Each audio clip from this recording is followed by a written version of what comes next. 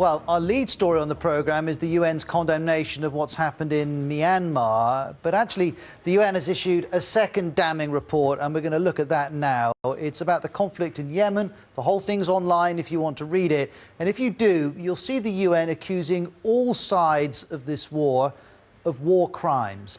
Yemeni government forces are backed by a Saudi-led coalition. That's on one side. On the other, you have Houthi rebels who have support from Iran.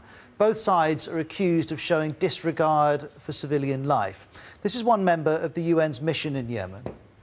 Despite the severity of the situation, we continue to witness a total disregard of the suffering of the people of Yemen. This crisis has reached its peak, with no apparent sight of light at the end of the tunnel. This conflict has to end. Civilians have suffered enough. Well, the UN has described the situation in Yemen as the world's worst humanitarian crisis.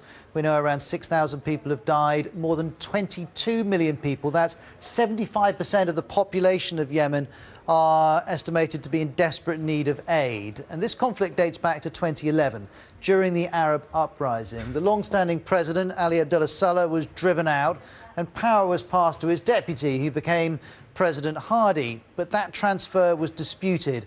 The Houthis sided with Ali Abdullah Saleh, while government forces backed the new man, and the conflict developed. In 2015, we were in a situation where Saudi Arabia formed a coalition to try and restore control to President Hadi. But it hasn't worked because, I'll show you this graphic here.